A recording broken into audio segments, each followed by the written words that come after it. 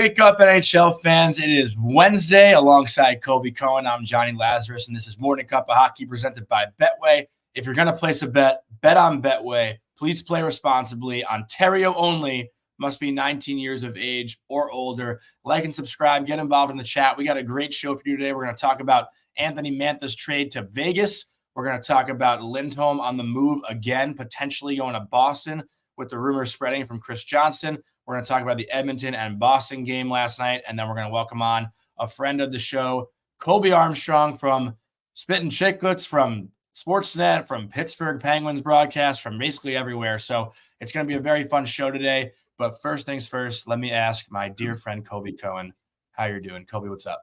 Wait a second. You just said his name properly 3 times. I just said your name properly too. And then you get to my name and you don't say it properly. So now I'm starting to think you're doing this on purpose. I think you're just hearing shit, buddy. No, I'm not hearing shit. You I say his name, you put every letter in it, and then you get to my name and you just drop. I don't get my full name. So I just buddied you. You can buddy all you want over there, Al. But how's the morning going for you this morning? Did you have any dates last night? First off, There's people that always now are invested in your love life and want to know what you did last night. No, I'm buzzing. I did stay up late last night to watch the end of the Canucks-Kings game, which was a great game. Thatcher Demko played unbelievable. JT Miller scores the overtime winner. Watched a lot of hockey last night. There was a lot of great games on. And ESPN Plus on maybe on YouTube TV or something. I don't know how he did it, but they had this like quad box last night with all the games on. So it was cool. I got to watch like 4 games at a time. That's Apple TV. If you have I wasn't an Apple sure. TV box, so like my televisions that I have throughout my house are mostly Amazon TVs, which has the ESPN app built into it. Mm-hmm. But then downstairs in my basement, I have an Apple TV box. And on that TV, I can do the multi games, the quad games too. It's good. Sick. So yeah. I'll usually try to watch games down in the basement because I can do that. And you can just kind of, you can drag the clicker to the one you want the audio for. It's definitely a good way to watch on nights where there's a lot of things going on. Yeah, I was watching 5 games at a time last night. So it was pretty cool. A lot of good hockey too. The Islanders with a big win. We talked about them earlier in the week about having to, win like 4 out of these next 6 games that they have to get themselves back into the playoff spot. So they got a big win last night. The Boston Oilers game was an incredible game. Boston again blowing another, late third period lead and losing in overtime to Edmonton. Connor McDavid, man. I mean, what can you say about this guy? It's starting to feel like it's just his destiny this year, right? Like Edmonton does have their flaws still, and I'm curious to see the moves they make this week. But what Connor McDavid has done, Zach Hyman being able to step up this year, game in, game out. Edmonton is just a team that I think not that people didn't fear them already, but I think they're a team that maybe people need to start taking a little bit more seriously. Well, I do think people are taking them seriously. I mean, you look at the win last night, and I feel like we're seeing this all over the NHL right now. We saw it with the Panthers against New York the other day. Last night was that East versus West matchup. And, look, those are 2 teams, Johnny, that both have their eyes on the Stanley Cup this year. I think they're in different parts of their roster management phase, we could call it, where I think Edmonton needs to be thinking all in all the time, ASAP. And I think Boston has to be a little more smart and balanced in their approach. Like, I don't think it should be rental season for the Boston Bruins, where I think if the Edmonton Oilers have opportunities to bring in rentals, they need to do it because, McDavid is who he is right now. Your window is right now. And I think with Boston, this was supposed to be more of a get through the year type of year. Couple of $1 million signings in the offseason, Shattenkirk, Van Riemsdyk, veteran players. But what's Boston's window? That have panned out really well. Look, I think Boston is kind of in this sort of middling situation right now where they're waiting to free up some cap space. And I think they're waiting for the cap to go up. I mean, look, Marshy is obviously on the back 9, but I don't think he's too far down the back 9. Like, I think he still has some good miles left. Pasta's in his prime. Charlie McAvoy I mean, you could say he's in his prime, but he continues to get better and better. Like I think he still has He's entering the prime for more sure. places to go. You know, Mhm. Lindholm, who hasn't been great this year, but has had a good career, you'd expect him to kind of, rebound. I know he's been banged up and in and out of the lineup a little bit, battling some injuries. So I think Boston is sort of in this let's hold, let's be competitive, let's take a shot, but also let's not go all in and start mortgaging future. That look, their prospect pool is not very good in Boston, so they're kind of in a different situation than Edmonton in their approach. But again, the games last night, and it always amazes me, and we're gonna ask Kyle Davidson, the general manager of the Chicago Blackhawks, this question tomorrow when he comes on our show. But it amazes me how these GMs need to watch like one game a few days before the deadline to decide, all right, this is what we need. Like, these guys hate making decisions until they have to, until they're absolutely have to, which is why we see deadlines create extensions and trades. And like, why not just get it done? That's not how these guys roll, right? They like to wait and watch these games happen to address, this is where my team is today. This is what we need today. I think that Edmonton-Boston game last night, Johnny, again, it's another measuring tape for Don Sweeney and Ken Holland to say, okay, this is where we match up against a team with Stanley Cup aspirations in the West. We got outplayed at the center position last night. These are the holes we need to fill. We need more depth on the back end, whatever it may be. Well, I think a lot of it is on the flip side too, right? It's those GMs that are, running teams that are going to be sellers that maybe want to wait it out a little bit longer so the players that they're giving up can have more value. Like if Frank Petrano was traded 3 months ago, his value wouldn't be nearly as high as it is right now. Same with Anthony Duclair. I think that's a big reason why there's a big waiting game as well, so that GMs can get more in return for the players that they're giving up. Even though some of the trades we've seen so far that have happened this year, the returns really haven't been as big as we thought they might be. But let's stick in theme with this Boston game last night again. What does Edmonton really need right now that they don't have? Because Pizza Sports Guy, I think, actually said it in the chat, and we talked about it a little bit last year, but this is far and away the most deep roster that Connor McDavid's had since he's been in the league. So how do you not try to add more pieces to that? I don't know if I totally agree with that. That was definitely the case last year.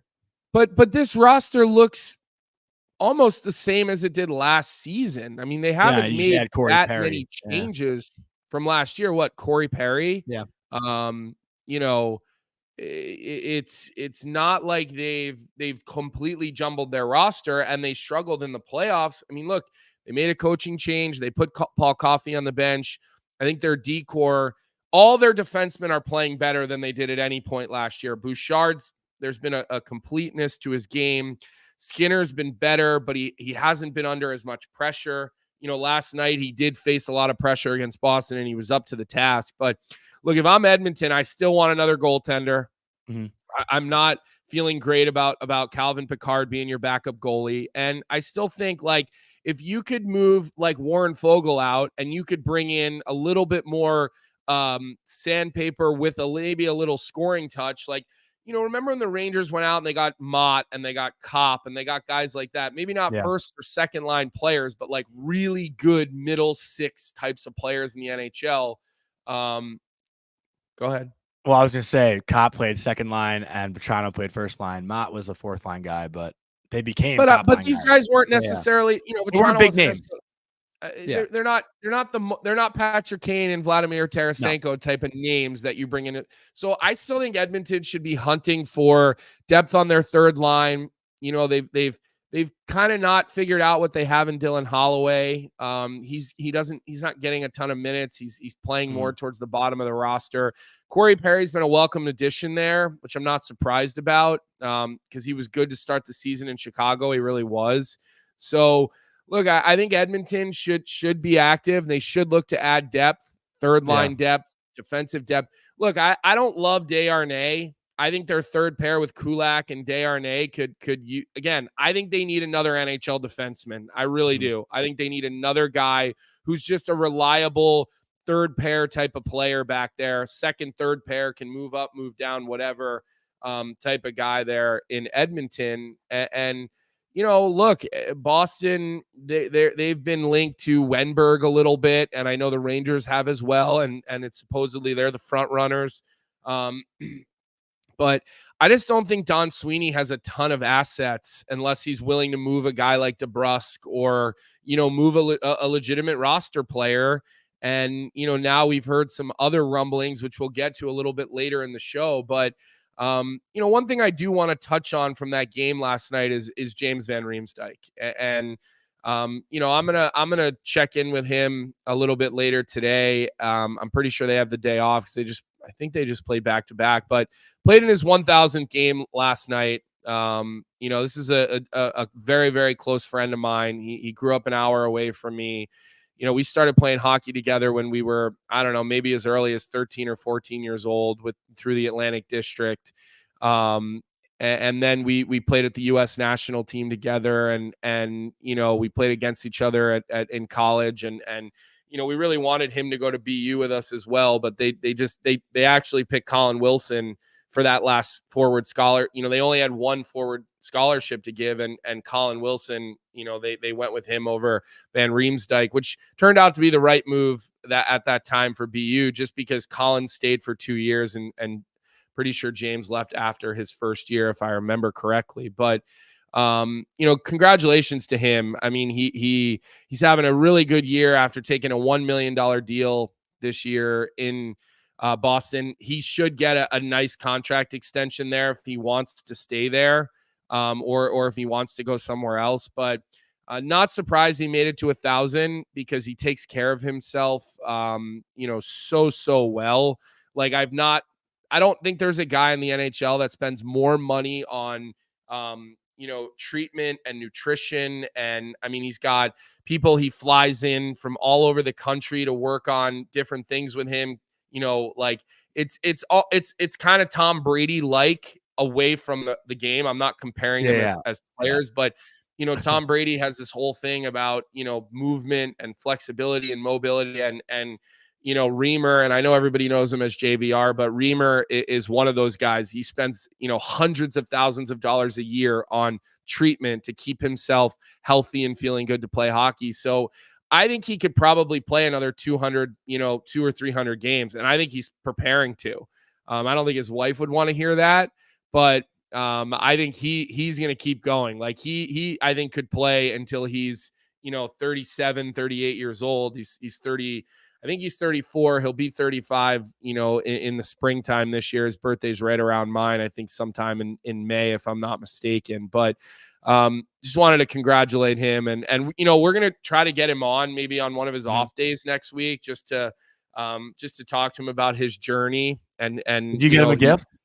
Did I get him a gift? No, I did not get him a gift. It's hard to get guys who have everything a gift. The gift is my friendship. I keep him laughing in our group. Yeah, how chat. does that work? Like, I know you get gifts from your teammates, but like, do friends give? Is that a thing? Well, they are having a party for him this weekend, like a celebration that his wife is throwing for him. That on Saturday, I believe, this weekend with like his friends and his family. So I think the invitation said no gifts, if I remember correctly. It's one of those like evites or whatever you'd call it. So partyful. Again, good for him. Seriously, seeing the pictures from last night with his kids on the bench, it's really cool. It really is. So I know their family's proud. They're really good people. His parents raised him right, and hopefully he can play another couple hundred games. So it's a great accomplishment for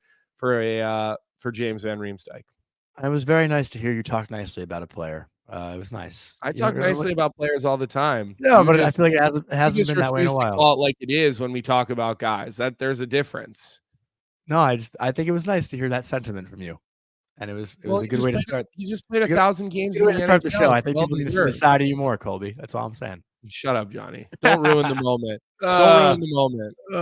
I almost had you crack for a second. All right, you want to move into Anthony Mantha being traded to Vegas because the return on that was not much for Washington. You'd think a team like the Capitals would ask for a little bit more to give up, a top 6 forward like they did, and Mantha is probably the perfect fit for Vegas, right? He's a big guy, bangs bodies, can score goals. He's put up 20 already this year. He plays that heavy playoff style. He's going to be dangerous, I think, in Vegas for the Golden Knights. What do you think of this trade? I think it makes sense. I really do. I think he fits the bill the way that Bruce Cassidy wants to play. And I think Mantha is one of those big power forwards that when he's healthy, he's super, super effective. Like, Max Pacioretty and him were kind of premier power forwards a couple of years ago, and they've both been derailed at times by injuries. But when those guys are healthy, they're really hard players to defend just because of the fact that Mantha's 6'5". So you throw skates on him, 6'7", 6'8", and he can really skate. I think he's kind of like Barbashev, to be honest, except he has more skill, in my opinion, and more goal scoring ability. So I think Bruce Cassidy will plug him right in to that system. I think, again, he adds speed, not just offensively, but defensively, the way he can back pressure pucks with his size and his reach and his length. I think that's a really good pickup. And look, half his salary got retained. If not for that, they probably don't even have to give up a second round pick, but that gives Vegas the opportunity to continue to try to do things to improve their roster. And, we knew they would. They're not a team that likes to stand pat. They've been very aggressive. I was going to say, do you think they're done? I don't even think they're done. No, I don't think they're done at all. I think they will continue to try to improve their team every day till Friday. I really do. Like, we've seen how aggressive Kelly McCrimmon and George McPhee have been since the creation of the Golden Knights. I think Bruce Cassidy is one of the smartest coaches as far as what he needs and who he needs to execute his system. Like, he's like, I always equate like the scene in The Hangover where they're counting cards, Alan, and like all the numbers are popping up in his eyes, and the formations and the the numbers and the this and the that, and that's how Bruce Cassidy is behind a bench. And I know this because I played for him for in the American Hockey League a few hundred games, and he just sees things differently, and he knows where players should be adjusting, and I think he probably said, like, these are the players that I could plug in, like, please go get me one of these guys. Like, I would assume they're having these conversations with him. They won a Stanley Cup with him. He's been in the league really successful for a while now, and I like the move. I really do. And the other thing about Mantha, and they have him slotted in on the third line right now, on daily faceoff with Cotter, Waugh, and Mantha, but he could also move up. Like, he could play on that second line with Carlson and Stevenson over Amadio. He could play on the fourth line if he has to. He's a really, really versatile player, and I think going to a winning environment is going to be huge for him, because of all the injuries he dealt with in Washington, and it hasn't really been a winning environment. There's a rookie head coach in Washington, who I think has a really bright future. We talked about Spencer Carberry on the show, but he's still learning how to be a head coach at the NHL level. And I was literally talking to one of the players yesterday, Dylan Strome, and he was telling me how much they all like Spencer Carberry, but also how much they all appreciate the fact that, like, he's learning on the fly here and the way he's been able to adjust. So I really like the move for Vegas. I think it's going to be one of the more impactful moves that we see. That was probably not under the radar because I think people expected Mantha to get moved, but I think this could prove to be really, really valuable for a Vegas team that hasn't played well. Like, they were shit in Columbus a couple of nights ago. And Jeremiah is chirping me too. He's saying, what are you talking about, Johnny? The Caps couldn't give Mantha away this offseason. They got a second and a fourth for a UFA. But I still thought they could have gotten more for that because he's a pretty hefty price tag, no? Who, Mantha? Yeah. Isn't he making like 5.8, but they retained 5.8. half. So he's like he's costing you like $2.5+ million a year, which is probably why it was a second and a fourth and not just a third. So, curious your thoughts here. Not that I really value them too much, but would you rather have Mantha or Tarasenko? I'd still rather have Tarasenko. I disagree. Really? Yeah, I disagree. I'd rather have Mantha because Tarasenko has Even though to they're be, both like a rental. yeah, but Tarasenko has to be put in a certain role for success. Where Mantha, I think, can bring you success on many different levels. Like if Tarasenko's not on your top power play and in your top 6, what's he doing? Where I think Mantha can play anywhere in your top 9, really anywhere in your lineup, and still be effective because of his size and his ability and his willingness to skate and play through guys. I don't think Tarasenko has that as much anymore. I think Tarasenko, I don't know how to word this, I guess. I don't think Tarasenko was as bad as people say he may have been with the Rangers in the playoffs last year. Like, I thought he actually had a pretty solid first round, even though it didn't go the way they wanted. But he scored, some pretty big goals for them. He scored the first goal in both games. He scored a big goal in game 6. He did help their power play a little bit. But, they also kept shifting him around the lineup a ton. Like, he wasn't really on a steady line until the end. Gerard Gallant was known for doing that. He scuffled the lines pretty much every single game. But Vladimir Tarasenko, I know he's had a rough year in Ottawa, but Ottawa's had a rough year in general. Like, maybe Tarasenko is not a better fit in Vegas. I think Mantha's a better fit for the Golden Knights. But I think maybe for all you're muted, Kobe.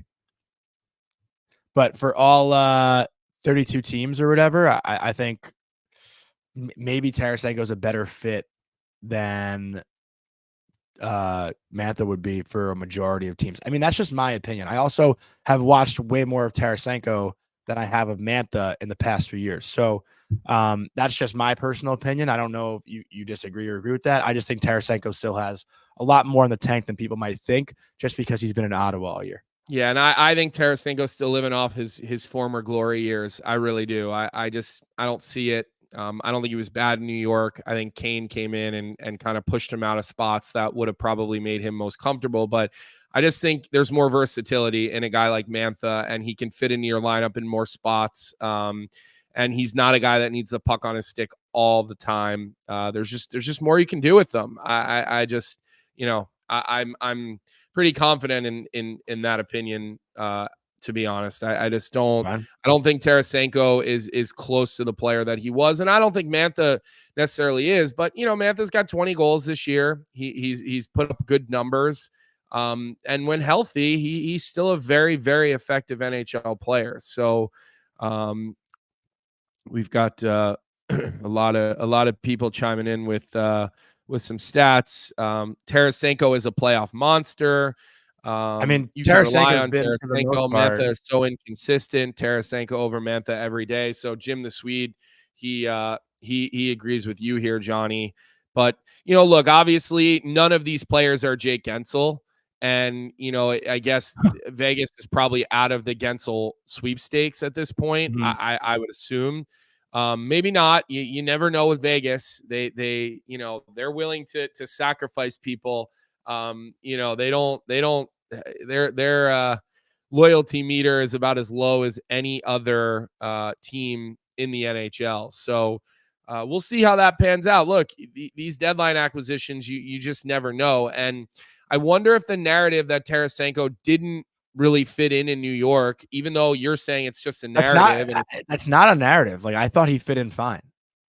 Right. Well, the outside world felt like he didn't do a whole lot because they lost. They didn't win. They went all in and didn't win. So, that doesn't help when then the next deadline comes around and you're trying to figure out, can this guy come in and help us right away? It's kind of how it goes. We have a question for you in the chat, Johnny. Johnny, I got a question for you. This is from Joel Albanese. I didn't get to ask it for the Blue Crew pod, but is Gus a 16-game player? No, definitely not. Are we talking about Gustafsson? Yeah, Erik Gustafsson, not a 16-game player. You mean in the playoffs? Yeah. So it's a term that we've kind of taken on from our boy Fitz, who's a big Rangers fan, who got it from Draymond Green. I think I've talked about it on the show before, but I've never heard you talk about that. Well, I talked about it on the Blue Crew a bunch. Draymond Green has this thing where he calls players an 82-game player and a 16-game player. And the difference is obviously someone who performs in the regular season versus someone who performs in the playoffs. So, this year, Will Cooley hasn't played a playoff game yet, but I've been saying, that guy's a 16-game player. I can't wait to see what he does in the playoffs, because he's just a guy who works his ass off, he battles, and he gets shit done. Whereas a guy like maybe, who's an example we can give? I mean, honestly, Panarin has to prove this playoffs that he's a 16-game player. last year he had a rough postseason, so we've been saying that too. Like, this year is big for him. I know he's had a great regular season, but at the end of the day, it's not going to mean shit if he doesn't play well in the playoffs. So with this example, Eric Gustafsson to me is not a playoff kind of guy to ramp it up. He's a solid player. He had a really strong beginning of the year. He's kind of fallen off since, not very consistent. I don't think he battles as much as he should. Not a super physical guy. Yeah. So I mean, I told you, it's yet to be seen. you before the season that I thought, he would have a hard time this year based on what I watched in Chicago for a couple of seasons. Cause I watched him up close and personal. Really good dude. Really good dude. I mean, one of the nicer guys that was walking around the Chicago Blackhawks dressing room for a couple of years, but struggles defensively. I think he's had a good season, but I think that's a position they need to upgrade in New York. I think they need more depth on the back end. I think they could use, a guy who could come in and like I remember they brought in Nico Mikkola to play on the bottom pair, depth like that. I think, those types of things. Maybe Edmondson's a guy the Rangers. Dan Rosen said Edmondson. I like Edmondson. I really do. I think he's been forgotten about. He's another guy who's dealt with some injuries, but I think you put him into a winning situation. I think he comes from that St. Louis Blues, winning group. He was kind of brought up in that organization. And then I think that, he could be a good ad for a guy like the Rangers.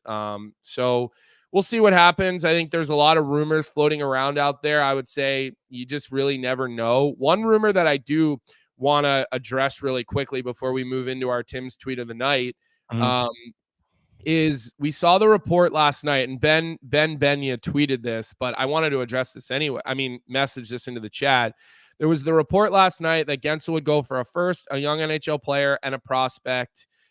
They want to have a deal in place by the end of the night. I believe was what was talked about. And the only thing I want to say about that is, like, I think that's Kyle Dubas kind of doing his own PR, because I think he's just trying to, force people into a corner to say best and final offer right now, and trying to create some panic that Guentzel's about to go off the table.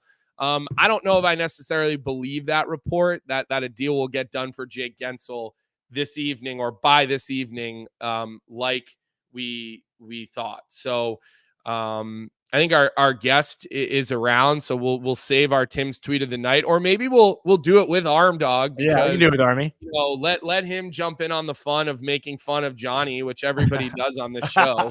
There he is, the man of the hour. What's up, bud? What's going on, boys? Couple Colbys for a cup of coffee in the morning, talking some hockey with Johnny Laz. Oh, there's my alarm going off. That's amateur hour. Well, we're going to clarify for the next 30 minutes that Army is Army and Colby is Colby for the people that listen to this on audio only. There you go. Just so we don't confuse anyone. But Army, as we're talking here, we're talking about the Jake Guentzel rumors. I think there was also reports, that Sid said he'd be really upset if Guentzel does get traded or something. I don't know if that was fake or not, but you work closely with the Pens. So can you kind of touch on this a little bit? I'm sure he's going to be upset. Like, there's no question. Yeah. He's played with him for multiple years and had success and won. He's not getting Marian Hossa in return, so yeah. Yeah, he's not. Yeah, we'll see what happens. But, yeah, he's not pulling in that kind of Hall of Fame stuff on trades, I guess. But it took me and a handful of other guys to do it. We got her done. Do you get a cup ring for that, Arm Dog? No, I got nothing. I mean, you bring Hossa to Pittsburgh. They lost that year. They lost, though. Oh, that was the year they lost. Yeah, they won the next year, though. They won the next year. When he left, too, right? Yeah, when he was chasing it. Oh, and yeah. The third time was a charm. Right? Yeah, exactly. Exactly. Yeah, but I don't know what I mean, all the rumors are tonight. I saw, like, well, who was saying that? It's all these insiders. Everybody right now. Mm-hmm. Everyone's saying it. Like, there's no question he's going to get moved. Like, he's 29 years old. His contract's up. The team's is what it is. I think you have to at some point recoup something, and they've over the it's been great, man. It's been great. Like, I came back here in 2015, and it was like back-to-back cups when I retired back here and started working around the team. So, like, Pittsburgh fans are pretty spoiled with years and years of generational talent and being able to be around successful and winning teams and go to parades and everything and have some good playoff runs. And I think at this time and where they're at, like, you know, you watch them play, like it's pretty inconsistent right now, like through the lineup. Sid's been unbelievable. Even Gino's had, you know, really tough stretches this year at producing. And kind of the patchwork that's been done over the last couple years through a couple different general managers. Just it's been tough. The cupboards are fairly bare. Trying to keep your draft picks, trying not to give them away and still trying to go for it. Like, you know, I loved it. I loved it. Like Jimmy Rutherford was just a gunslinger. He was making moves like crazy. You know, it was always like kind of all in all the time. And this might be something that I think Pens fans and the Penguins generally aren't used to at this time, or I think through Sid's career. Like, I don't think he's ever been in a spot where Never missed the playoffs twice in a row. Yeah, exactly. He hasn't missed the playoffs last year since his first year in the league. And so this is uncharted territory for the Penguins organization for a long time, through the entire careers of Letang, Malkin, and Crosby. So pretty amazing stuff, pretty great run. And if it's got to be a little bit of a sell-off time to try to, you know, slap some plug some of the holes and find some other guys and restock some of the cupboards and get younger. And Duba City wants to get younger. He wants to get younger and try to prop up some of those key guys that are a little older and drive the ship. I think we've seen Drew O'Connor. He's been really good lately. Like, his game has really come on, but that's what he's talking about. Guys that can skate like that have that enthusiasm, that can kind of push it with some of the guys they're looking to kick around. So Kakko would be perfect. Kakko? Why you always try to get rid of Kakko? I follow you, Johnny. You pop up everywhere. Yeah. Gensel for Kakko. Come on. This guy's a 40-goal scorer. Just I'll say this. Jake Gensel, of all the remaining players, I'm sure someone will surprise and like pry someone out of somewhere that's like an unbelievable like addition.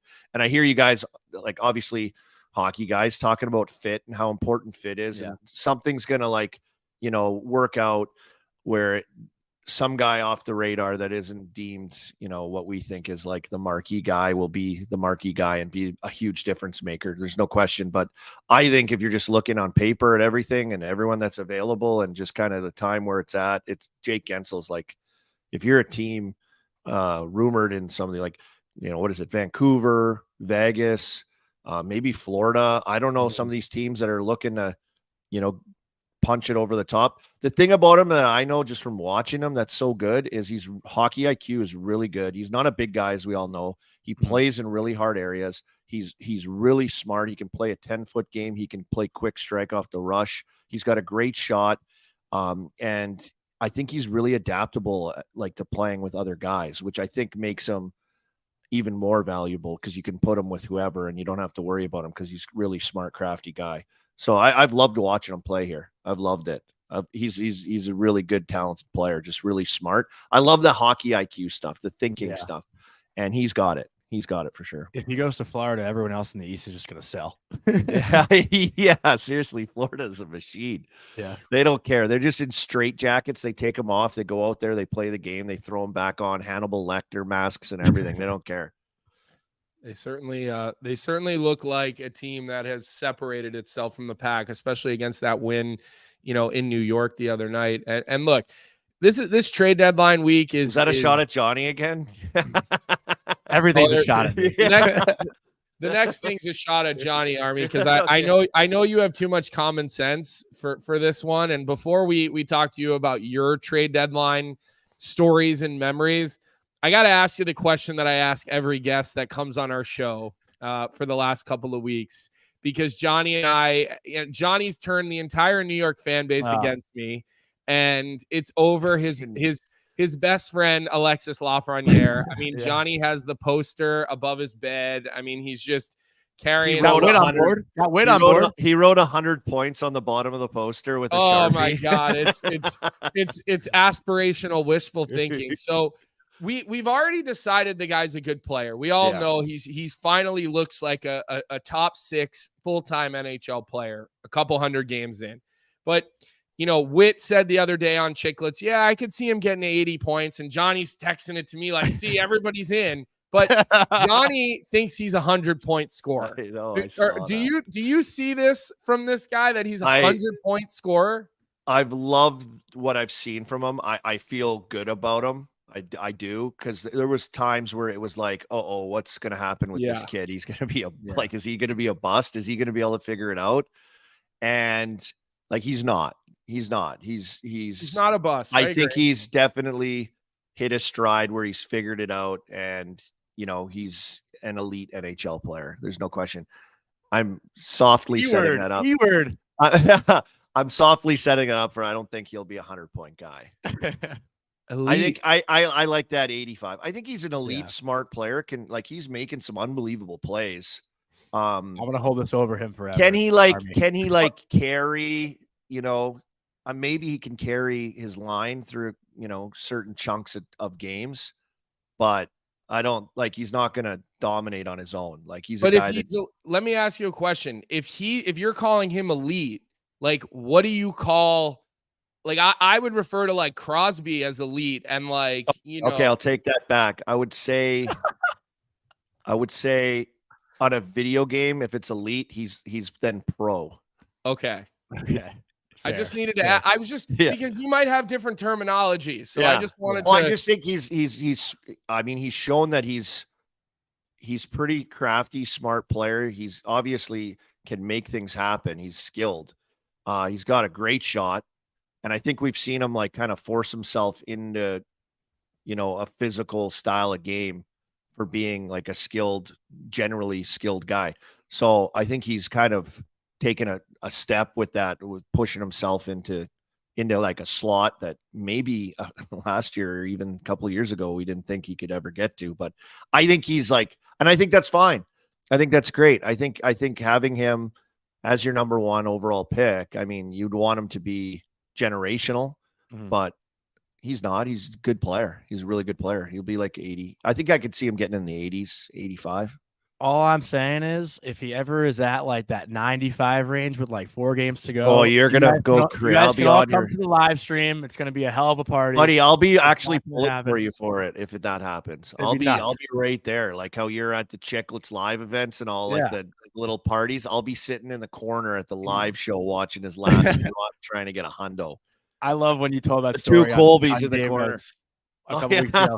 Army's at the All-Star Chicklets meet and greet, and I'm just in the corner of the Chicklets meet and greet, fuck you, Army.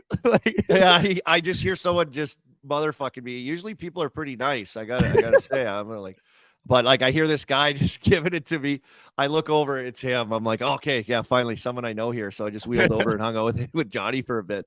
Well, those are fun, man. I'm glad you show up to those. I took up roller hockey this year, Colbs, at the Chicklets Cup, first time ever playing real roller hockey in a real rink. It was sick. We got to get you out to that, buddy. Do you you go full rollerblades too? You're not just full going rollsies. Full rollsies. No pads though. He's just in shorts and a bucket. Oh no, I wore shinnies. Yeah, they were the perfect size. I took one of my kids, my son, he's 13. I took his shinnies. Cruiser. Yeah, you met Cruiser at Frozen 4 in Tampa. Yeah. Are you going to be down this year again? Oh yeah. Let's go. We're going to be there. That'll be awesome. Yeah, I'm looking forward. But his shinnies were perfect size, so they go behind the tongue. So I was white rollerblades, tongues out, little tight shinnies, just buzzing around. Just had it on a string. Boys. I just got an awesome weekend. I just got a pair of. So I'll get on the rollerblades with the dog because it's the way to tire him out, and I tried to do it with those Mars blades that those guys sent me, but there's no brake on those. Yeah. On those. Yeah, you gotta learn how to need the stop, Healy. man. You want the heel thing? But I had to go out and get a pair of dad blades with snaps and buckles. The snap crankers. Because I got a 70-pound golden retriever who was basically pulling me down and around the street. So I got to have a break. So does your dog hoof it and really pull you? Dude, he's insane. When I put the rollerblades on, he thinks that he's in a horse race. It's ridiculous. Yeah. I had this little, I rollerbladed all the time when I was a kid. I worked at this greenhouse in Saskatoon. So I'd rollerblade there. I get my buddies to punch the clock for me because I was always late because I was rollerblading. and he'd punch me in. So I get like an extra, because I was 15 minutes late, get that 15 minutes. I was on time, making that money, making that big coin. And, but I had this, like, we had this rescue Cocker Spaniel. Her name was Taffy. Just like, couldn't brush her. You know how they have the scraggly ears and like the hair. She's like deathly afraid of brushes. Like her previous owner, probably, I don't know, something happened bad, but she was like a psycho, and she would rip me on my rollerblades. I would rollerblade everywhere. I did papers. I rollerblade to work. I carried my shoes in my hand. Like, I loved it. I loved it. And there were dad rollerblades I had too. Those old plastic booties with the liner on the inside with the. That's what I'm using right now. Yeah. That's what I use. There's The nothing liner on better the boys, inside. than rollerblade in Brooklyn and getting the New York City skyline in the back. So whenever you guys are in New York, I see you doing that, we can- buddy. we can rip it together whenever you guys. Where are in is New York. where is the Chicklets Roller Hockey Cup? There's one this I don't summer, I know. assume. Yeah, I'm assuming they're gonna do it again. It was pretty great. Like the people Yeah. that showed up, I was surprised. Like hockey competition, even like the ball hockey stuff. I'm not doing that. Those guys No. are nuts. That's Nuts. crazy. Roller's so much cooler, and like the vibe is cool. The guys are pretty good. There's like a couple heated competition moments, but like nothing crazy. But you think like the setup in Buffalo is great because it's like the bars are outside. It's super cool. It's all open air outside with like little roofs and everything. The weather wasn't great, but like everyone's boozing, like having a great time playing hockey and like hungover and doing the whole thing. And like not one incident, like nothing crazy happened. I was like surprised. I thought there'd for sure be some dummies in there, like trying to throw down. Well, on the getting first game there was almost an incident Merle's- because the corner of the rink was wet and we went sliding. Oh like yeah, 10 feet. yeah. That was true. That open Yeah. air thing wasn't great because it was raining pretty hard. Is Merle's just like Tim Connolly out there dangling around everyone, or what? How's Merle's? Merle's is sniping Cherry quite a picking. few.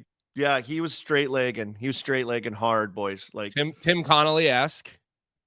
he was like, I would say we're not in the best shape. I am down like 12 pounds though, boys. I'm I on saw it. that. I saw that someone was tweeting that to you on social media. I was like, all right, good for Arm Dog. You might not be. You might Did they not call be you skinny. Kobe skinny next folks. strong? Slim I saw dog. someone say that. The slim dog. It's funny. Well, 'Cause people I'm are dropping, always boys. texting me because you're on every network now, and people are Yeah. like, when did you start working for this network? And I'm like, look, I don't know how many times I got to tell you, that's the Colby that works. I'm the Colby that doesn't.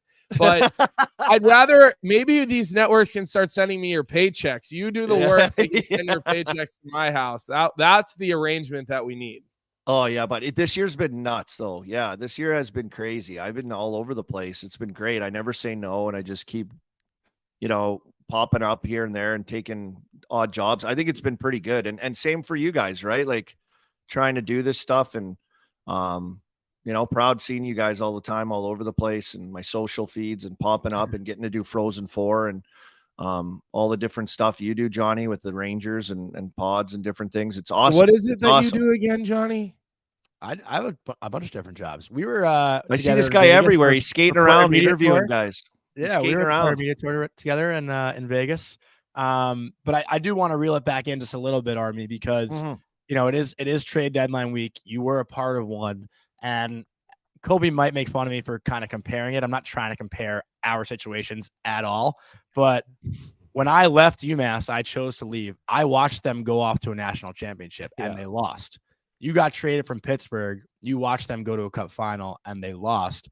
That feeling of leaving a team and they're all your boys, like you're rooting for them, Yeah. right? But there's a part of you hate that's the like, GM. there's a part of you that's like, Yeah. I hope, if they get it done, I'll fucking never live this down. Oh yeah, that's So, why like I feel bad for Witt because Witt got traded the next year and they won. And I was like, oh, that's that tough. sucks. Yeah, That like sucks. So for me, I was like kind of panicked. I was like heartbroken. I remember the first time I ever did TV too. I got asked by Sportsnet to come and do the final. And so they're like, hey, would you mind coming back to Pittsburgh and like just doing the panel with us? We have a setup outside across the street from the rink for the final. It'd be great for your insight, seeing as you're on the team a few months ago. I'm like, oh man, I was like at the keg getting slaughtered, like crushing fillets, like just loving life. And in the summer, obviously Atlanta, we don't make the playoffs, long summer. But I was like, oh, maybe this is a good thing. Maybe I should try this. But at the same time, I was like torn. I'm like, I can't go back there. These guys might win the cup, and like it's gonna be rubbed in my face. It sucks. But I went back and did it. No joke. I went in the rink though to watch a game because we were outside. Then went over, and famous rink anthem singer Jeff Jimerson is singing the national anthem. There's like Stanley Cup logos swirling all over the rink and like lighting, and like the fans are going crazy at the Melon, the old barn. And I started crying. I just started crying. I was like, shit, why did I come back here? This sucks. What am I doing? I'm a loser. But you know what? They won it that year. Or sorry, they lost the year. The next year they won. And I got married that summer, like the next week after they won in 2009. And like 8 guys came to my wedding, like a week after you win the Stanley Cup. Like, you got way better things to do than show up to my wedding in Atlanta.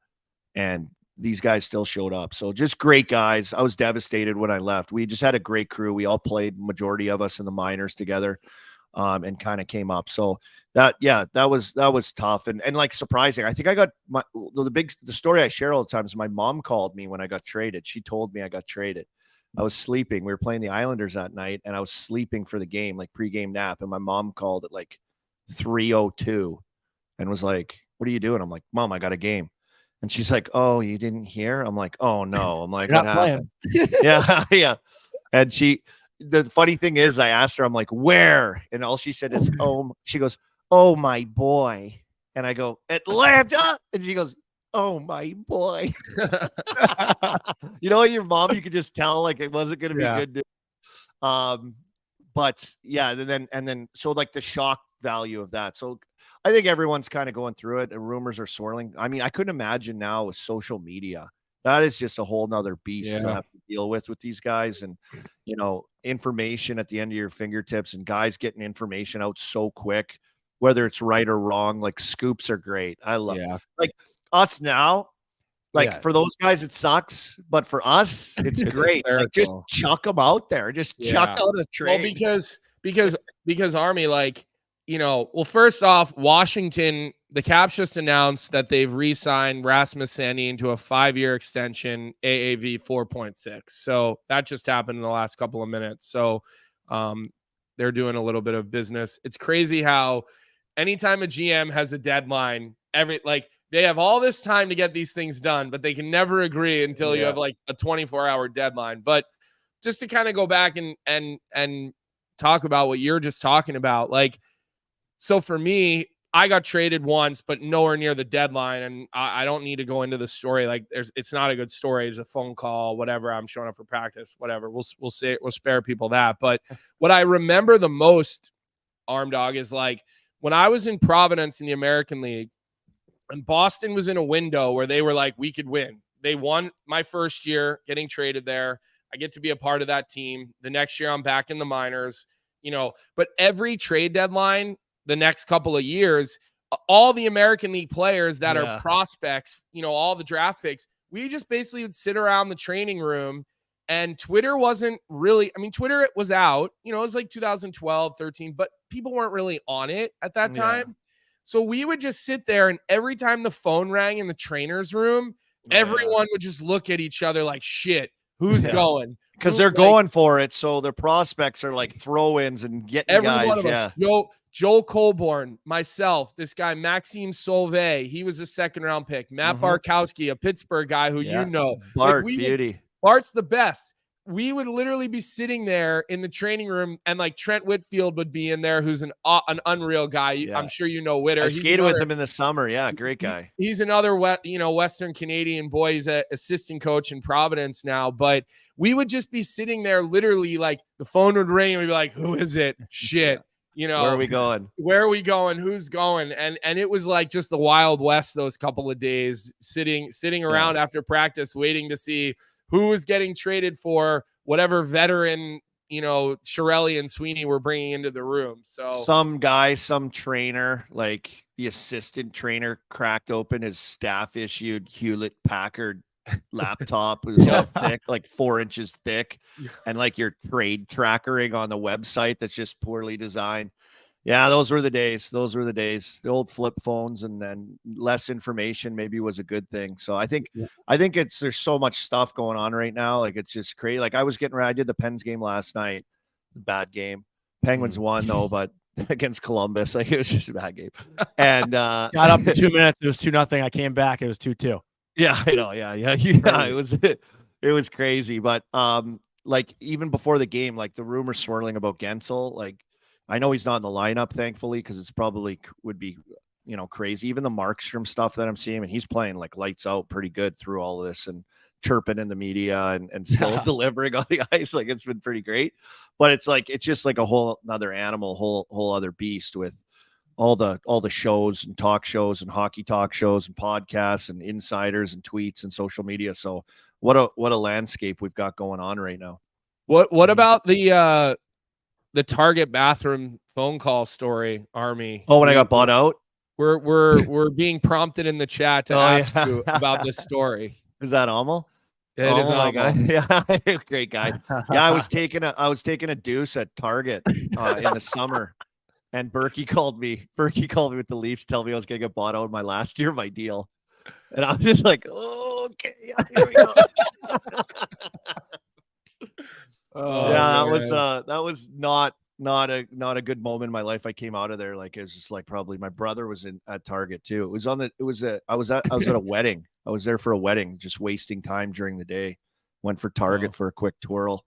You got to hit the Starbies on the way in. That probably got to me. Hey, I was just gonna say you probably came out of the bathroom and said to Melissa, "Put everything back. I got bought out. We're not getting any of this useless shit." Yeah, it actually worked out okay. I was getting buyout paychecks during the lockout when no one was getting money, so it actually worked out for me. So I still had the checks rolling in, and then signed a deal in Montreal, my favorite team growing up as a kid. But I want the trade deadline though. Like that was in the summertime, and I know, Johnny, I saw you at the draft in Nashville. What a time that was! I love that. By the way, I love how they did that. I want them to make the trade deadline awesome. I want the trade deadline to be way like the salary cap's obviously handcuffing of what they're trying to do and limits everybody, which sucks. I hate it. Like the bean counting and trying to like get out of here. Let's do hockey.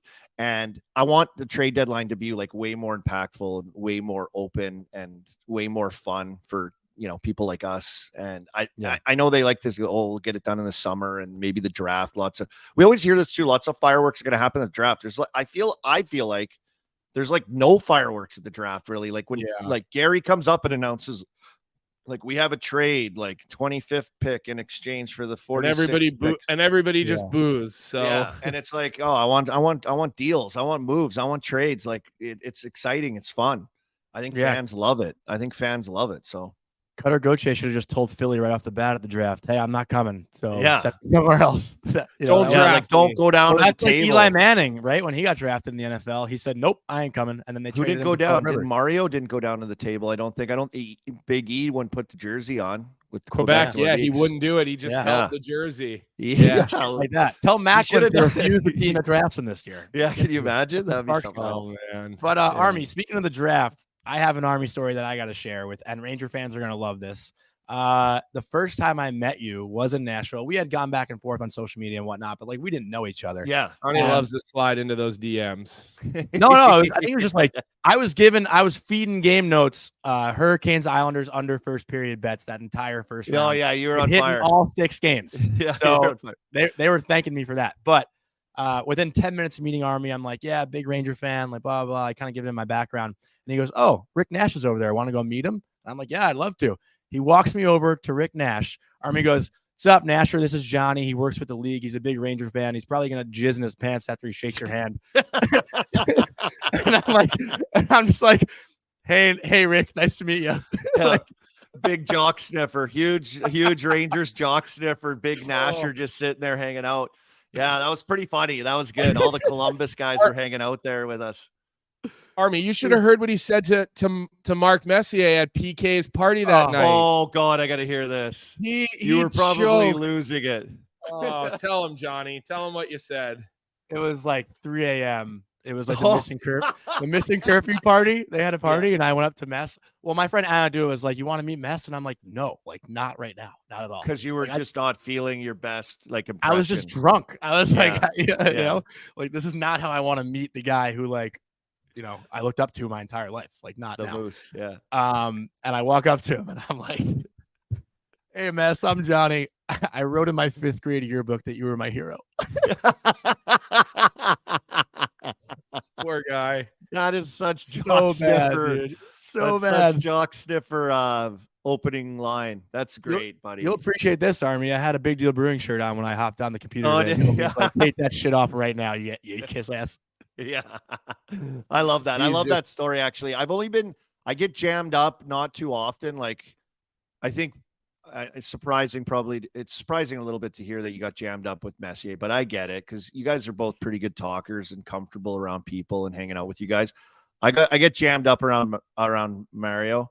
Like I literally, it's like you just stare at him. It's like a weird thing. It's like he has like an aura or a presence. I got jammed up. I was working a game and Kirk Muller. I grew up like a Montreal fan, and Kirk Muller, Captain Kirk. And I remember playing against Montreal Canadiens when he's assistant coach and stuff, and like seeing him on the bench, like looking at our warm-ups, like marking lines and being like, "Oh shit, there's Kirk Muller. Holy crap." And I never met him. I've never even said hi to him, nothing. St. Louis comes to town and Panger's in the stands. I'm talking to Panger. He's like, "Hey, big boy, how you doing, big boy?" Yeah. You know, he's getting her going. He's like the best guy. And I'm like, I cut him off. I'm like, Kirk Muller's now in the stands. He's coming up to watch like morning skate of the Penguins skate. And I'm like, "Oh my God, there's Kirk Muller." And he's like, "Oh, you never met Kirky?" I go, "No, I never met him. He's my favorite player." "Oh, Kirky, great guy, great guy. I'll go get Kirky. Say hi to Kirky." I'm like, "Okay." I'm like, "All right, Panger." So he goes and gets him. He comes up, nicest guy, big smile, just like a stud, just like amazing. And I was like, I went to like shake his hand and like try to talk to him, and I couldn't even barely talk to Kirk Muller. So I had that moment, buddy. Mm-hmm. At least you told him a little tidbit about yourself. Yeah. I was like, literally, I was like, "Hi." I would have rather that. I kind of have. I've had those moments with Joe Sakic, and he's the nicest. Yeah. He's the nicest guy ever. But like that was the poster that I had in my room growing up, and then I get out to Colorado, and he's there, he's around, and even now, like when I see him and know him now, I still like get a little. It's Joe Sakic, man. You just get a little geeky around him, Yeah. you know. He's I just like- Joe I Sakic, see- exactly. Yeah, Steve Yzerman and like those era of guys for me are like those stars. It's lights out. It's like I go straight Johnny Laz style. Just Yeah. Well, they Can't were. deal It with was it. more. I feel the same mysterious now then, around too. Alexi Lafreniere. It was more mysterious at that point too, because Yeah. like it's not like we could go to their Instagram and see what their life is like. Now Yeah. you can go to their Instagram and you feel like you know somebody, even though you don't, because Instagram's not real. But you at least are like, oh, like they're away, they're here, they go there. Like back then, if you weren't able to drink and go to a bar, you were never running into an NHL player. Yeah. So Yeah. it was just there was so much more mystique around these guys. Like you saw them on like TV on Saturday night and your hockey cards that you collected. And that was it. Yeah. And like you read the back of the card. That's the only info you knew on the guy. You And can it was see them like, posting oh my about prime drink on Instagram.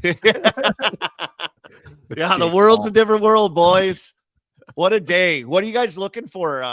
What are you guys looking for in the next couple days? I also think like the Mantha trade yesterday, boo, like whatever, save it for Friday. I just want a big conglomeration of an insane day. Like just there should be a rule. Yeah, you can make the trade.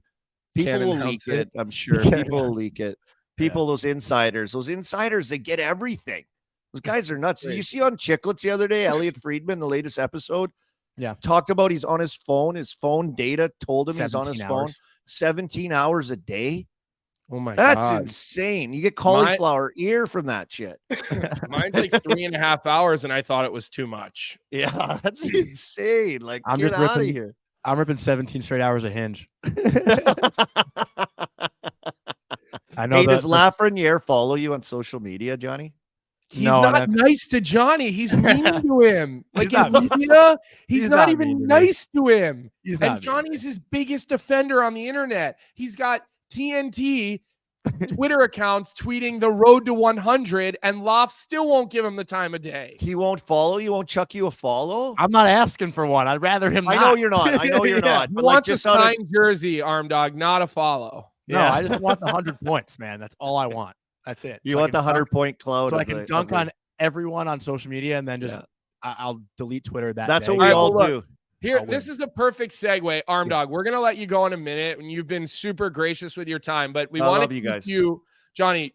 Go to our Tim's tweet of the night, because I think it'll probably give a couple of laughs to Arm Dog before we let him go. So take us to it, Johnny. So, Army, just for a backstory, we always pick a tweet of the night, something that makes us laugh, something that's funny, or even something that's like a terrible take. You know, it's all everything in between. It's But Timmy. Tim Hortons Timmy? tweet of the night. Okay, I thought well, it was going to be Heat Daddy's tweets. I was like, oh shit, where are we going Can't- with this? Can't do those. No. But so this is last night's Tim Hortons tweet of the night. Roll Up to Win is back for Tim's 60th anniversary. Celebrate our big year with some big prizes: an all-electric Volkswagen ID4, a sun-soaked Hilton getaway, and cash with a daily jackpot of $10,000. Play today on the Tim's app. So this is last night's Tim Hortons tweet of the night. And we haven't Right. talked about Stankoven yet, but he might be Oh the best my headline god! pickup. Don't get me going on these guys, Western leaguers. Like, get me going. Okay, I'll start it up. So It started, boys. a shout out So to the- Pizza Sports Guy. I tweeted last night that 75% I was joking, but is it too late for Logan Stankoven to win the Calder? He's got 4 goals in 6 games. Pizza Sports Guy goes, you think he beats out Devin Levi? Devin Levi was my pick to win Rookie of the Year this year. That backfired completely. And then Colby had to chime in. So after Colby chimed in, I'll let you take it from here, Colby. Well, I just said no. He might not. He could probably catch Lafreniere, because we know Johnny's love affair with a guy who has 16 goals this year. 100. That reeks of 100 points. 16 goals, and then our guy Pizza Sports Guy, who's an Islanders fan. He's always in the chat. He's always supporting our show. He's always shitting on me. dunking on Johnny all the time. He's my favorite guy for that reason. He always dunks on Johnny. That's such a good name. I can't believe I didn't think of that. Like Johnny Drama. Colby's been calling me Johnny. What is it? Johnny It's Marshmallow, Johnny. It's Drama. either- Drama.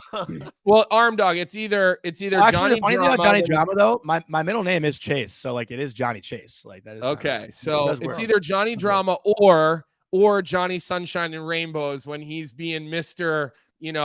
Just he's just living on the glimpses. He loves to live on a player had a glimpse, so they're going to be this or that. It's all sunshine and rainbows for Johnny Drama. Positive guy. Johnny, tomorrow's episode, like Logan Stankoven for Art Ross. Is that the latest call? He's on fire though. Like this kid, Yeah. he lit up the A. I was gonna say the Western League guys though, like Rempe, your Ranger guy, the Rempire State Building. He's come in. He's just started making his presence felt. He's got a goal, got chipped in a little bit here and there, but just running bodies, making guys fight him, all that stuff. Love it. Western guy, Logan I want him- Stankoven. I want him called in the up Western playoffs. guy. Rempy. I want him to play Yeah. in playoffs. Like, Yeah, I I'd love people- to see him. Yeah. I'd There love to was see him in a always- few years. I like he looks crazily gangly right now. I think I Mhm. called him the Slender Man on our pod. He's just so tall and skinny. It says he's like 230 or 240. Of course, he's But he 6'8", moves. but yeah, He he can get moves. going. He gets hoofing around out Yeah. there. Big boy. But it started with the cross check to the head in that Leafs Sens game. Ridley Gregg, Western Yeah. boy, cross check in the head. Morgan Riley, Western boy, and now we just got Western insanity. You see Shanner throw down with Anderson last night, just Mhm. lefties, wango. Like it's back. Fighting's back. Playoff hockey's back. Western Fighting guys are is back. back. If you're, Love if, this. I love hockey's back. And you know what, Western guys, if you're a GM out there and you want to win and you want hard-nosed, good, real hockey, go find some Western guys in your lineup. You don't That need a was lot of them always- because it might ruin your team, but you need a few of them. That was Here it always is. the stigma as we show this fight that Arm Dog was talking about. But like that's what we always heard about Major Junior, was that Bless the you. Western League was the toughest of the major junior leagues. Like that was always, again, pre-social media. We didn't have video, we didn't have iPhones. Yeah. And it was always like the OHL, you can score a lot. The Q is probably the softest, but the Don't Western disrespect League the null, is dude. the Western League is where Jesus. The Null, Is where baby. the men come out of. Yeah, I got questioned that at my draft. Actually, I got like the interview process and everything, and the guy asked me if the Western League's the toughest, and I was like, I thought it was like a softball question. I was like, oh, of course, like casually, and he just started rattling off like multiple major heavyweights that have played the NHL from the queue, like all French guys. Like I was like, oh shit, maybe maybe you got a point. Like I don't know, maybe I'm wrong. Bashir, Larocque, all those guys, right? He went through the list of guys, and I was like, he named like 10 guys off the top of his head, and I was like, okay, trick question, you got me. Like, you mentioned the Q, the Western League. My brother-in-law Josh just texted me. Colby Armstrong's voice is Canada. I sound like a Sasky hick, eh? I love it. You're just Canada, dude. I love it. I sound like a full before we do let you go, I got one more thing for you because Grinelli is nonstop texting me this whole time that you've been on. When is your son committing to Penn State? I heard we're trying to. G's the what do they call him? Advisors now? You can't. Yeah, he's an advisor. No, he can be an agent now. The rules are gone. You can be an agent. G can be Cruz's agent, no doubt. No doubt. G's taking pictures of him out of our family photo album for like NIL purposes and everything. He's right on the case. He's on it hard right now doing his Chicklets U tour. So yeah, he went out to Penn State, and I know a couple people out there that were helping him set it up and do it. I've been out there with my son's games and seen the rink and stuff and the setup, and like pretty quiet little town, but I imagine it's probably awesome in those kinds of settings for college, just because you're so insulated in this. It's bubble. Unbelievable. Yeah, that was my dream school. Yeah. Oh, I'm glad it's a program that's like taken off. And I mean, what were they, 1 goal away from beating Michigan to go to the last year? It's been impressive what they've done. This year has been a struggle for them, but ultimately, like, they have the resources to be a powerhouse. I mean, look, I grew up in the Philly area. You live in the Pittsburgh area. Every good hockey player in the state of Pennsylvania should be going to Penn State. And it should be like the BUBC guys from Boston. Like, that's where you go. It's just like the Minnesota guys go to Minnesota. Like, it should be like, this is what I'm doing if I'm from this area. Well, I don't know. You know better about Philly. We play some of these Philly teams, and they got some good kids. They got some good players. So I think hockey's on the rise. USA Hockey, as we know, is on the rise big time. And Cooley's cousin Mooney at the National Development Program, I think he's playing up now. He's going to Mini. Yeah, he's really good, committed to Mini. I think they were hard after him at Penn State for a reason. He's from Pittsburgh. Great little player. I can't wait to see what happens with him. But I think hockey's on the rise, and obviously recruiting's huge. I think if they get a couple studs, like if they could have got like Mooney, like that would have been a big deal. It would have been huge, because you know how guys are. They see someone goes there and then they start to follow. So maybe that starts to pick up recruiting for Penn State, and maybe Cruiser's the guy to get her going. He's got some work to do, though. He's got some work. We got Mid-Ams this weekend, boys. I'm just gonna ask you, what's his hockey like? Where are you guys at with your season? Because I know districts are coming up, and we're coming into nationals in the next couple of weeks for youth hockey. Yeah, Mid-Ams are here right now. This weekend will start on Friday night through the weekend. So I think they've got to run the table there all weekend long, and then you come out of there, and then nationals for his age group, 2010 age group only. So they're pretty young still. Just getting some armpit hair, the little Sizzler mustache, just the little flakers on the side here. The little teen stashes are starting to roll in. That's what I still have. So yeah, me too. I got the neck beard. But yeah, nationals are in Detroit, so pretty good little hockey town. That'd be great to go there if the boys can pull it off. But yeah, it's wild. Youth hockey's wild, but it's that time of the year. They're getting mullets all put in now. They're getting the haircuts rolling. He's not in high school yet, is he? No, not yet. Okay, because I'll tell you what. As a PA, my freshman year, I played in the state championship, the Flyers Cup versus Penguins Cup winner. And it was awesome out in Johnstown, PA. I remember the game was. We won a state championship that year. It was a lot of fun. Tons of students go to that. It's a blast. So. That's new for me. High school hockey's new. I love like the Minnesota thing, and it's awesome. But they're blessed to have truly that the way that is. It's like no other place. It's not the same here. I feel like hockey, not even high school hockey, Army, and not even close. Yeah, and these like academies and these different things are like putting an end to that in a lot of different areas, just because they're stealing all the guys. But it's been a fun ride. Hopefully the boys have a good finish. Hockey dad's not easy. It's not easy dealing with all the other parents. You yelling at the coaches about ice time for your kid or what? No. Yeah. No. No, Are I'm you like, banging my head against the wall, talking to some of our hockey dads that, it's like talking to a brick wall, just smashing my head against the wall, like to understand like the process and like just, not getting it. So it's been fun though. Everyone's good. It's cool going through it. Like this is my first time. He's my oldest kid. And I'm sure we could go on and on about youth hockey and all the craziness. It's always fun. I work with a U18 team around here, and man, it's insanity. Our nationals, we've got to win a 2 out of 3 in a couple of weekends. We got the bye through the district, and our nationals are in Vegas. I heard about that.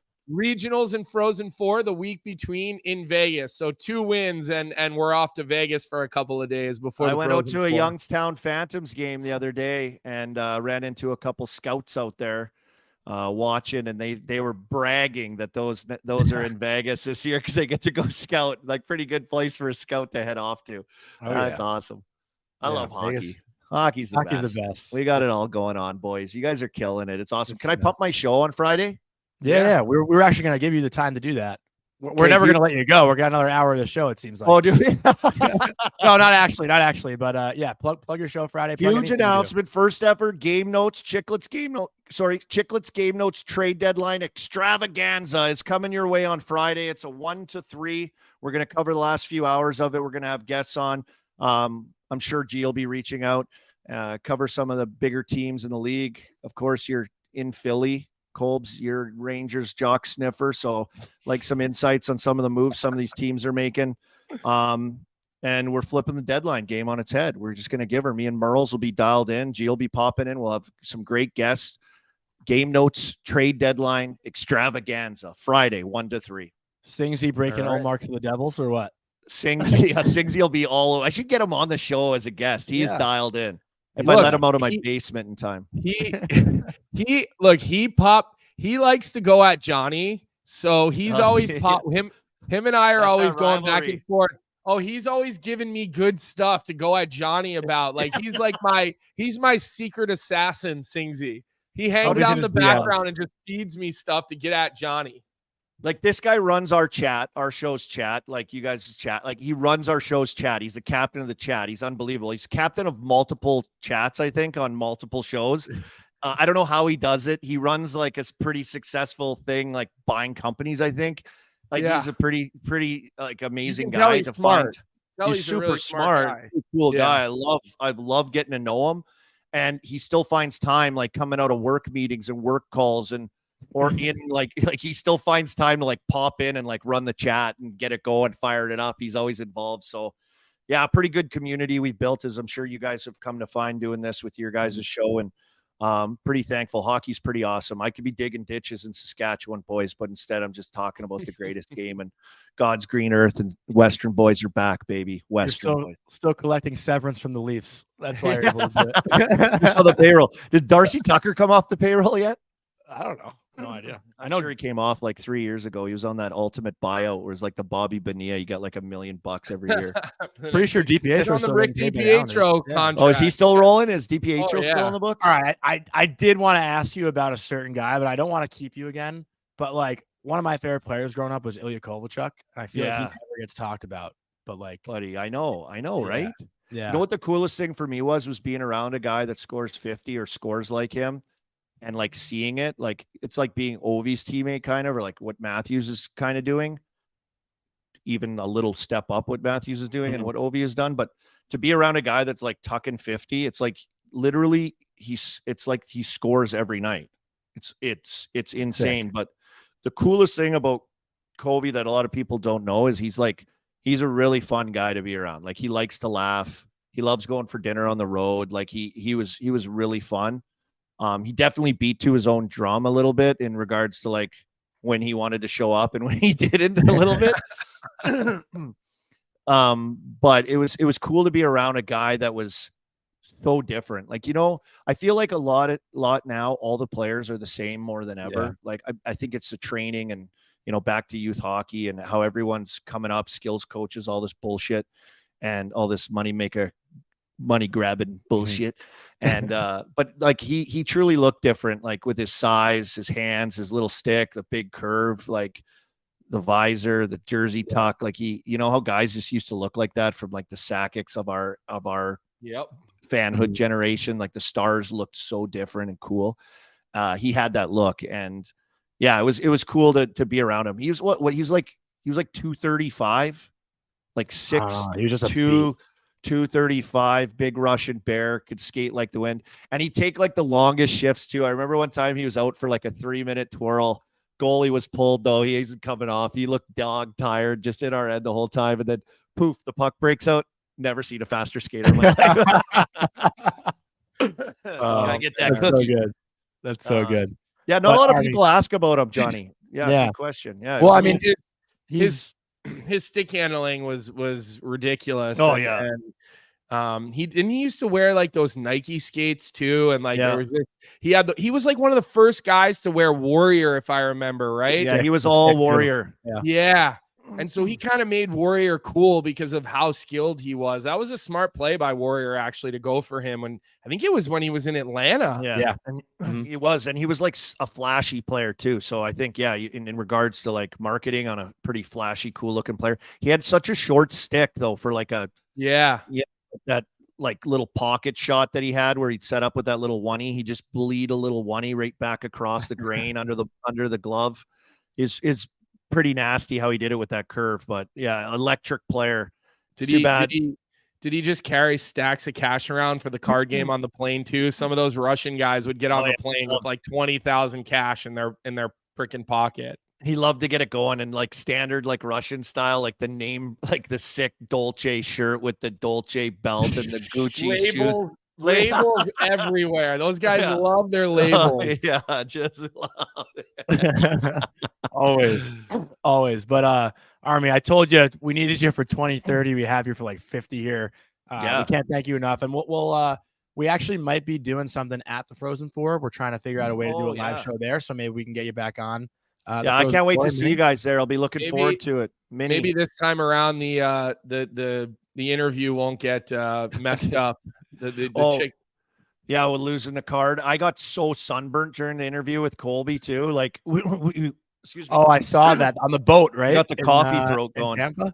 Yeah, we were on the boat. We Yeah. asked the guy if we could like get on his yacht to like do an interview with Colby. The guy's like, yeah, no problem. Got on there. It was so cool. But where I was positioned for the interview, I was like in the sun. I'm not made for the sun at all. I was just lathering it up. And I was like, I'm still fat, but I was like fat. I just looked like a greased fat pig at the time, like just sitting there in the sun baking. But what I a got time. a lot of shit for that Why? because people saw on Instagram that that we were doing the interview, and then people were texting me like, "When's it coming out?" Like, Yeah, why? I don't know when. Why isn't it? And they're giving me shit. They're like, "Oh, the interview must have been so bad that they didn't want to put it out." And I'm just like, I don't know. Like, I just, they said, let's do it on this boat. I was like, yeah, let's We may go. have We had had a good memory time. card issue. We may have had a memory card issue. I got a lot of shit for that. They're like, oh my God, that interview. We'll have must to be redo trash. it. At least we'll have to redo it. And we'll have to think of a cool theme in Minnesota. I don't know. We won't have yachts around. I think they should probably do it in Tampa every year. That was like the Me most too. that was Every amazing. year. And the Every funniest year. thing, what were the teams there? It was like Michigan. Who else was there? Minnesota, Quinnipiac, Purdue. Minnesota. Yeah. It was like all those like Northeastern or like really northern schools of all their Yep. fan bases of like pasty winter white people. And everyone was lobster red down there. It was hilarious. Just taking in the sun. cargo shorts everywhere. Yeah. in I've never been to Tampa. Tampa. Never been. Yeah, great buddy, it's the spot. greatest Yeah. setup, man. It's the Gotta make it greatest happen. with the hotels there and like the water and the You got harbor. Jackson. You got Jackson's right Oh, there. We then crushed that place all the time. That place right next to it, American Social, right? That's the Yeah, spot those I places remember. are awesome. And it was cool hanging out with you and Bucci and Barry Melrose were kicking around, obviously, and hanging out with you guys. That was so cool. I got my Bucci support Barry Melrose t-shirt the other day. I wore it on the pod. Pretty cool. They've got new Butchie's got new stuff on his on the website actually. They're golf ball markers. Oh, nice. And they could be like poker chip golf ball markers, and you can get it. It says knockout Parkinson's and Butchie OT. They're in on the website now too. So all that money is going to go towards, finding a cure and doing whatever we can here to help Barry just as much as any of us can. Because when you talk about legends in hockey, Yeah. Barry Melrose he's as high up that list as anyone. Buddy, you and Bucci walked in, and like I saw you guys, but I was just like, I was having like a Kirk Muller kind of, oh shit, Yeah. there's the Sasky boy, Barry Melrose right there. He's just a Totally legend. get it. So it was cool sitting down, having a couple cocktails with those guys, you guys there, talking about the tournament. And yeah, just a great hockey guy. Go support that cause for sure. Shirts are cool. The golf balls, markers are cool. So thanks, boys. Appreciate it. Thank you, Army. We look forward to doing this again, and thank Thanks you to for your producer Amel. Beauty. Enjoy it, And- boys. Morning cup of hockey. Here we go. Let's go. time. And we'll be tuning in on Friday for the trade deadline show. I'm excited to. Yeah, 1 to tune in for that. 3. That'll be awesome. Trade deadline extravaganza. Chicklets game notes. Thanks, boys. Thanks, Thanks, bud. Army. All right, that was a blast. I can't believe it's 10:20. We still got to do our Betway bet of the night. We got to bring in Vic now to give out his pick. Last night's was a disaster. 2-0 Preds. They left 2 goals in 6 seconds. I was texting back and forth with Vic about it, but should we bring Vic on to do the Betway bet of the night? Yeah, so it is time for our Betway bet of the day, Johnny. It's not All the right, nighttime. It's our Betway bet of the day. Must be 19 years of age or older, Ontario only, and please bet responsibly. We always have to throw that in there. Make sure you're taking care of yourselves. And here's Mr. 0 for 2, Leafs fan. He's got his Leafs blue hat on, his Leafs jersey in the background. What pick do you have for us today, Vic? Fade. I think Johnny's been jumping on my bets. I think, but I got to get this one before Colby starts treating me like he treats Johnny. So today I'm going with Old Reliable. You see the guy behind me right there? Old Reliable there, Colby. Austin Matthews hasn't scored a goal in 2 games. I got to go to my guy. I believe in you, Austin. Let's go. Austin Matthews, anytime goal scorer against the Buffalo Sabres. These two teams play high scoring hockey every time they meet. I don't know if you remember the last time they played, Buffalo won 9-3. Maybe a little revenge narrative there too. Leafs should be fired up for this one. I'm going Austin Matthews, anytime goal scorer. And that's our bet of the day for Betway. All right. I promise I won't text you. We will see if our man Vic can start climbing back towards 500. Our best buddy from Oilers Nation, Liam, in the chat. Make me some money, Vic, and if I lose, I'm invoicing you. The other thing I wanted to announce is I just saw a text from Grinnell from Chicklets. He said, big announcement coming soon regarding Chicklets Cup location. So we love that he's watching the show. We appreciate the support, G. I've talked about how much I love Chicklets U. It's honestly one of my favorite series that I'm seeing out on the internet right now. But you heard it from the man himself. I'm quoting him. Big announcement coming soon regarding that Chicklets Cup location. Maybe I'm going to have to start working on my rollerblading skills and getting involved in that this summer, because it is fun. Like, to be able to play hockey and not have to do it on the ice sounds awesome to me. It's so fun. I love roller, dude. Less stressful on the groins and the hips. And those guys are going to keep you laughing. So He did say it's coming down to 2 cities not named Buffalo. Okay, so there we go. There we go. I'm sure wherever it is, it'll be legit. Those guys have really kind of taken over the sport in knowing how to put on these events that people seem to love. So I feel like we could have done a 3-hour show today with Army. He's hysterical, like he really is. Somebody in the chat was like, "This is the way superior Colby," and I'm like, "Yeah, no shit, buddy, no shit." Okay, like, he's definitely hysterical, and there's a reason he's on every network, because he's a personality. Like he knows hockey, but we all know hockey, but he's also understands that, like, he's an entertainer and a personality, and I think TNT should have him on the panel more often. I think TNT should seriously consider putting him on a game crew between the benches, because look, Keith Jones he was the comedy, like, he lightened up the broadcast. Keith Jones, to read the room. Yeah, it was unbelievable what he did, and I think Armdog is like that, and so I'm sure we're just going to continue to see him in more and more places. So before we wrap the show, Johnny, a couple of games on tonight, not a big slate. We've got that Austin Matthews anytime goal was our Betway bet of the day. I'll remind you, must be 19 years of age or older, Ontario only, and please play responsibly. We'll see if Austin Matthews can break through and get that goal. Obviously, we'd like to see Vic get some people into the winning column.